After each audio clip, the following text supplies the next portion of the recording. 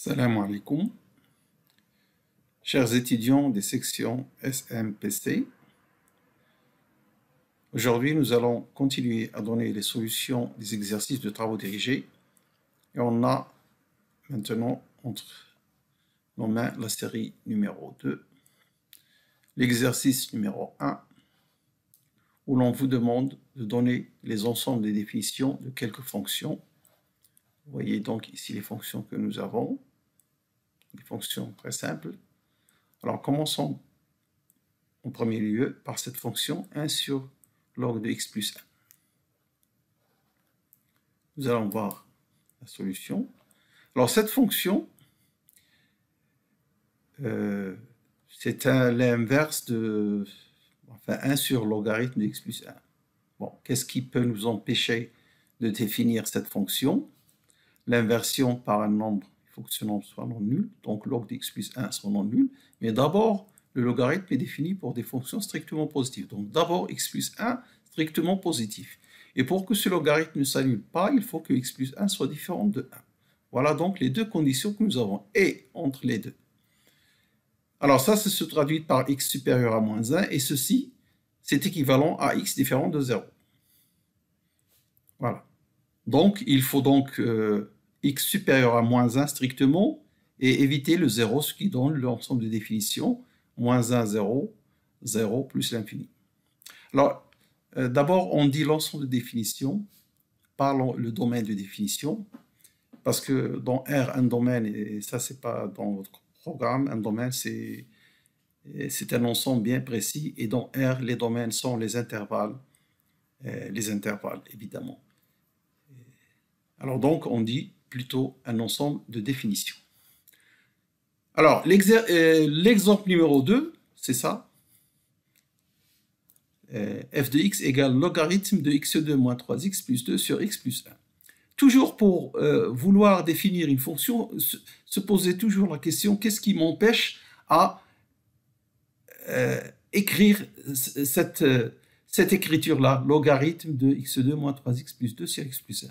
Alors, il y a des choses, des interdits. Le logarithme est défini pour quelque chose qui est strictement positif. Donc, il faut que ceci soit positif. Mais avant, un dénominateur ne doit pas être nul. Donc, tout ça, ce sont des choses qui vont se traduire donc, dans la solution. Ainsi. Donc, x est dans df. Si d'abord x plus 1 est non nul, pour pouvoir faire une division, et cette quantité est supérieur strictement à 0. Alors, lorsque vous avez des fonctions rationnelles, c'est-à-dire un polynôme sur un polynôme, en général, vous avez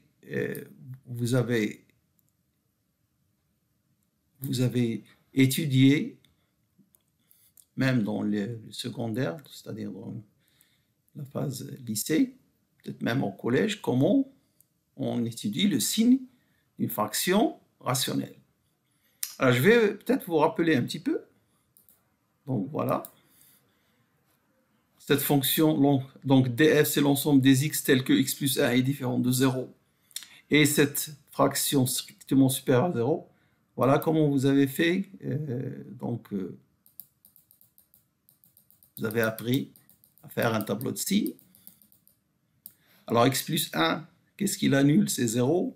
Positif à droite, négatif à gauche, parce que le coefficient de x est positif. Pour ce polynôme du second degré, alors je ne vais pas vous faire apprendre comment vous trouvez les racines. x2 moins 3x plus 2, c'est racine de x égale 1 et x égale 2. Pour faire le delta, ou bien vous pouvez remarquer que 1 est une racine évidente, et puis l'autre racine, c'est c sur a. Parce que le produit des racines égale c sur a, c ici c'est 2, on a toujours eu l'habitude de dire ax2 plus bx plus c, le produit des racines égale c sur a, donc 2 sur 1 égale à 1 fois x2, et donc x2 égale à 2. Très bien, c'est un petit rappel au passage. Alors donc le tableau de signes pour x2 moins 3x plus 2, puisque le coefficient de x2 est 1 positif, donc c'est positif à l'extérieur des racines, 1 et 2, et négatif entre les racines. Alors, 1 annule, je l'écris ici, mais je l'enlève dans l'ensemble de définitions. 0 ici, je l'enlève aussi de l'ensemble des définitions. Moins ici, après la règle de multiplication des signes, moins par plus, c'est moins, plus par plus, c'est plus par moins, c'est moins, et plus, c'est plus.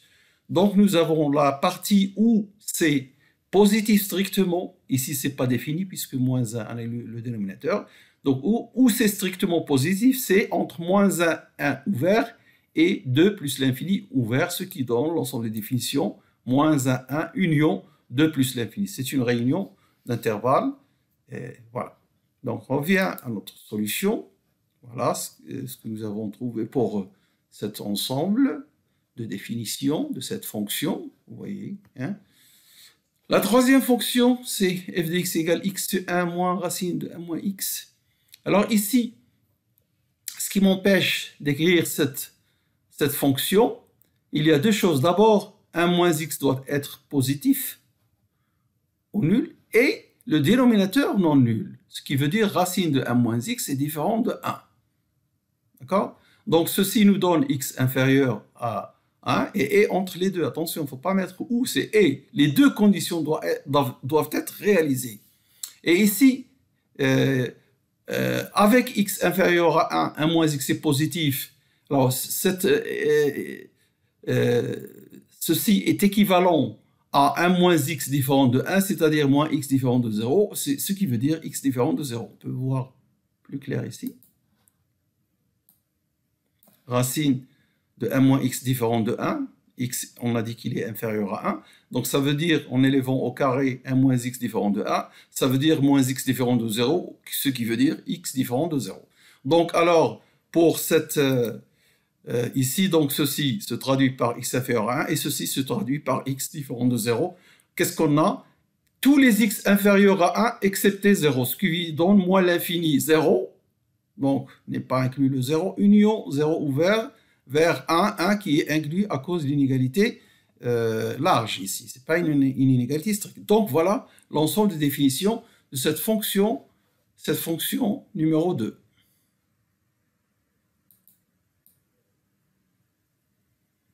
Fonction numéro 3, pardon. Fonction numéro 3, celle-ci. Voilà donc son ensemble des définitions.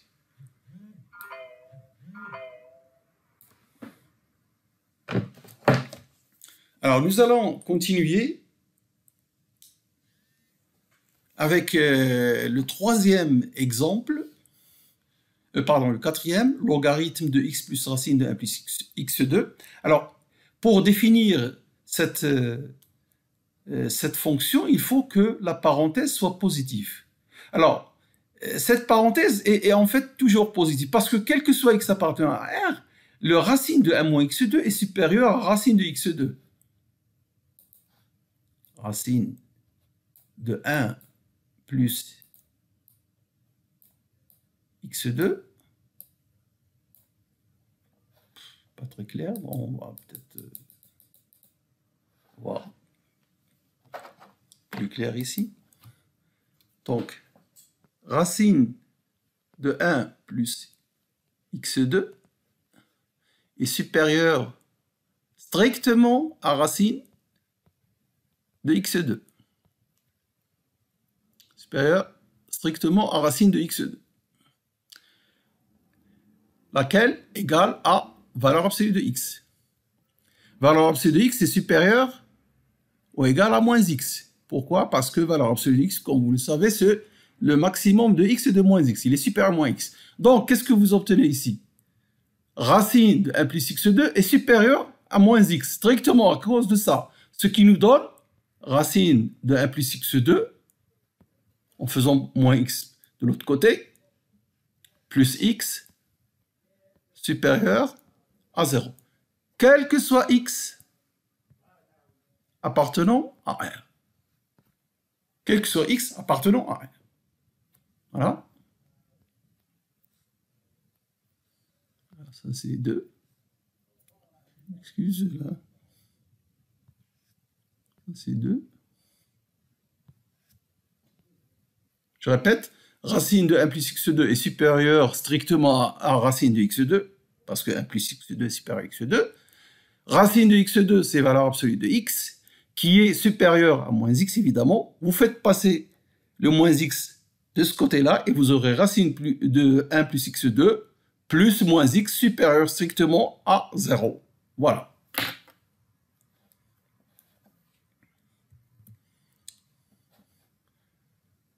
Donc, voilà ce que j'ai dit. Hein. Et quel que soit R, ce qui veut dire que cette quantité est toujours positive. Par conséquent, on peut définir logarithme de x plus racine de 1 plus x2, quel que soit x appartenant à R, donc df égale à R. Ce qui termine l'exercice numéro 1. Passons maintenant à l'exercice numéro 2, où nous avons des limites à calculer. Donc, nous passons de la notion d'ensemble de définition vers la limite. Première limite. Calculer limite. Bon. Alors, comme ici, il y a une valeur absolue, nous allons distinguer x positif, x négatif, et trouver la limite à droite, la limite à gauche. Si les deux limites sont égales, s'ils existent et sont égales, la limite existe. Si elles existent et ne sont pas égales ou n'existent pas, il n'y a pas de limite. D'accord? Bon, alors donc, voyons. Commençons d'abord par x positif. Donc, f de x va devenir ceci, la valeur absolue disparaît, hein, x positif. Je multiplie par la partie conjuguée, racine de 1 plus x moins 1, son conjugué, c'est racine de 1 plus x plus 1. Donc, je multiplie en haut et en bas. Et là, j'ai quelque chose du type a moins b, a plus b. Donc, ça va donner quoi? Ça va donner a au carré, c'est-à-dire 1 plus x moins 1 au carré moins 1. 1 plus x moins 1, c'est 1. Je répète, le carré de 1 plus x, c'est 1 plus x, moins le carré de 1, c'est 1, donc ça donne 1 plus x, moins ça donne x. X, pas 1. 1 plus x moins 1, ça donne x. Mais où est-ce qu'il est le x? Hein? Le x, donc c'est x. Mais il y a un x ici. Alors qu'est-ce qu'il fait le x sur x? Il disparaît et il reste simplement 1 sur racine de 1 plus x plus 1. Disparaît, qu'est-ce que ça veut dire? Ça veut dire qu'on a simplifié par x et x est strictement positif. On a le droit de simplifier. Donc on a bien ce qui est écrit. Ce qui est en rouge, c'est juste pour expliquer un petit peu. Donc ce a moins b, a plus b, ça donne x.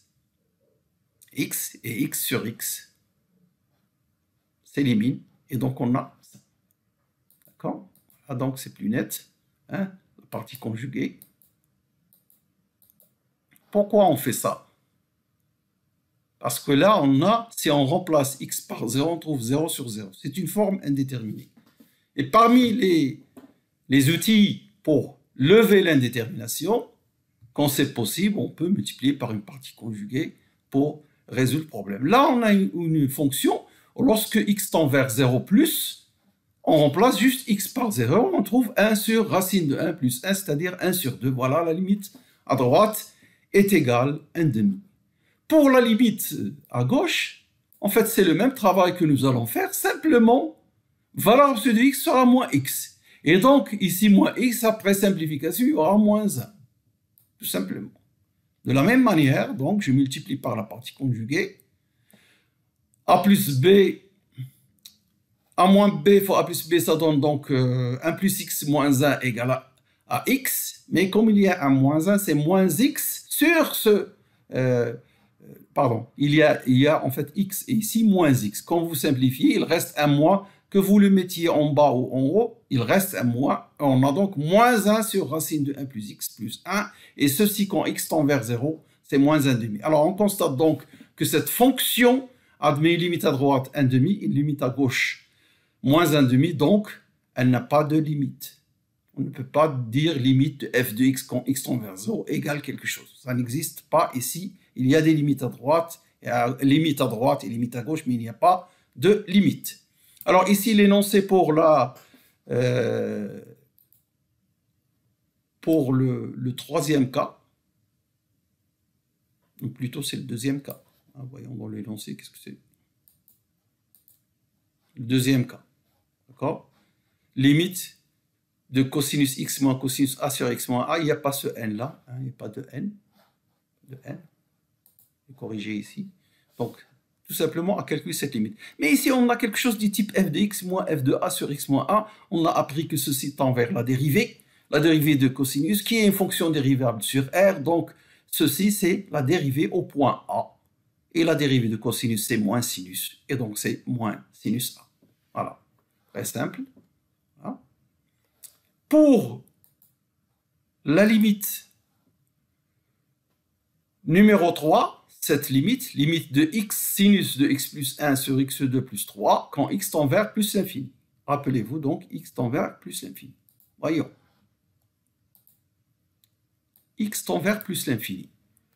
Alors, si on remplace ici, et ça tend vers plus l'infini, ici, x plus 1 sur x2 plus 3, quand x tend vers l'infini, ça tend vers 0, sinus de 0, 0, 0 fois l'infini, forme indéterminée. Donc, on doit lever cette indétermination. Hein, je rappelle, x tend vers plus l'infini. Alors, qu'est-ce qu'on fait? On va, donc, comme on a un sinus ici, et on sait que ce qui est entre parenthèses, si on l'appelle un grand x, il tend vers 0 quand x tend vers l'infini. Il tend vers 0, regardez ça. Tend vers 0. Donc, on va le diviser par la même valeur pour avoir sinus de grand x sur grand x. Et puisque ce grand x tend vers 0, cette quantité tend vers 1. Voilà, cette quantité tend vers 1. Car ce grand x là, hein, quand x tend vers plus l'infini, regardez degré 1 sur degré 2, hein, x plus 1 sur x plus 2 tend vers 0. Donc, sinus de ce grand x sur grand x tend vers 1. Et cette quantité-là, alors comme on a divisé par ça, on doit multiplier par la même chose. Et maintenant, on a cette quantité qui est ça. Alors, on aura degré 2 x2 plus 1 sur degré 2 x2 plus 3 tend vers 1 quand x tend vers plus l'infini. Donc, cette quantité, elle tend vers 1. Si bien que la limite de cette fonction, c'est 1 fois 1. Donc, limite de g de x, 1 fois 1 égale à 1. Très bien. Revenons à l'énoncé. La quatrième limite, quand x tend vers 0 de cette quantité-là. X tend vers 0. Voyons comment on va faire. Alors, on a racine moins racine. Pour lever l'indétermination, alors si on remplace, on va trouver 0 sur 0. Facile à voir. Rappelez-vous, on cherche la limite quand x tend vers 0. Alors, on va multiplier par la partie conjuguée pour lever cette indétermination. Voici la partie conjuguée. Je multiplie en haut et en bas. Évidemment, pour garder la même valeur. Donc, si vous multipliez par le partie conjuguée, vous avez quelque chose du type a moins b, a plus b. Donc, qu'est-ce que ça va donner? Le carré du premier, c'est 1 plus 2x, moins le carré du deuxième, qui est 1 moins x. 1 moins 1 s'en va, 2x moins x, ça fait 3x. Il y a un 3 ici.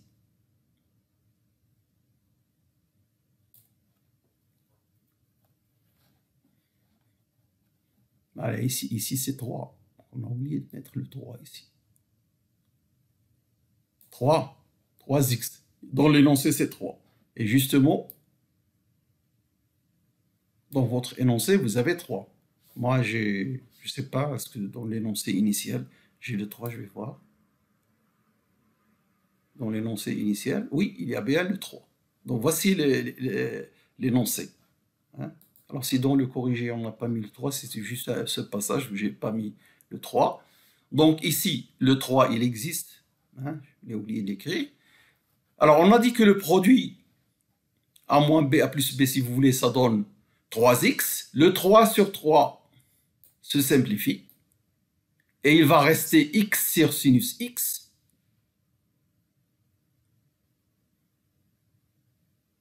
Hein? X sur sinus x. Alors, que fait sinus x sur x quand x tend vers 0?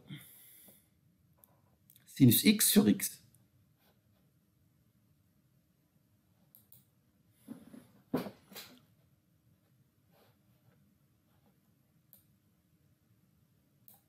Sin x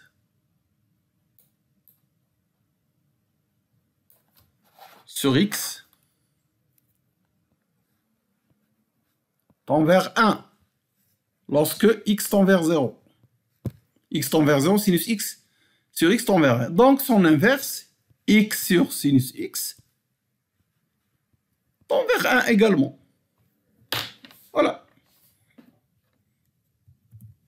Par conséquent, x sur sinus x tend vers 1, parce que ici, la limite, quand x tend vers 0 pour cette fonction. Et qu'est-ce qui reste? 1 sur racine de 1 plus 2x plus racine de 1 moins x. 1 sur, quand je mets x tend vers 0, j'ai 1 sur racine de 1 plus racine de 1, c'est 2. 1 sur 2, c'est 1,5. Donc la limite, c'est 1,5. Je répète, x sur sinus x tend vers 1, et 1 sur racine de 1 plus 2x plus racine de 1 moins x tend vers 1,5. Donc la limite est égale à 1. Nous avons levé l'indétermination grâce à cette multiplication par la partie conjuguée. Voilà. Très bien. Revenons à l'énoncé. Alors, cette limite, on a déjà vu 1 plus 1 sur n à la puissance n quand 1 tend vers plus l'infini dans les suites. Et la même méthode ici. Tout à fait la même chose. Regardez. On exprime ceci grâce à exponentielle de logarithme 1 plus 1 sur x. Voilà. Et le x multiplié par x est divisé par son inverse.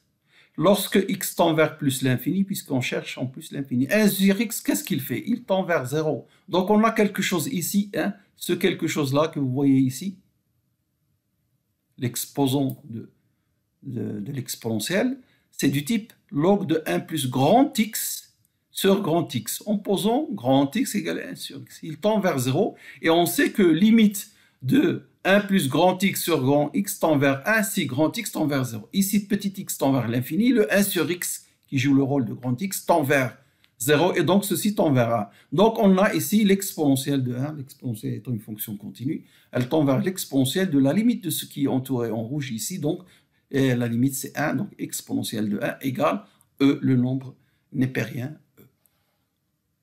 Voilà, donc la limite est égale à e exponentielle de 1. Un dernier cas, c'est cette limite, quand x tend vers pi sur 2. Vous voyez ici, pi sur 2 moins x.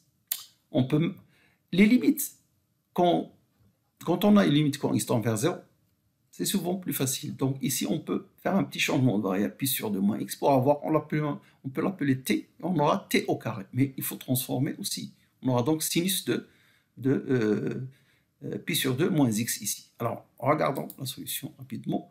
Donc, on pose t égale pi sur 2 moins x. Donc, cette fonction, regardez qu'est-ce qu'elle va devenir. Le dénominateur, c'est t au carré. Et là, x, ce sera pi sur 2 moins t. Voilà. Pi sur 2 moins t. Alors, on va transformer ceci.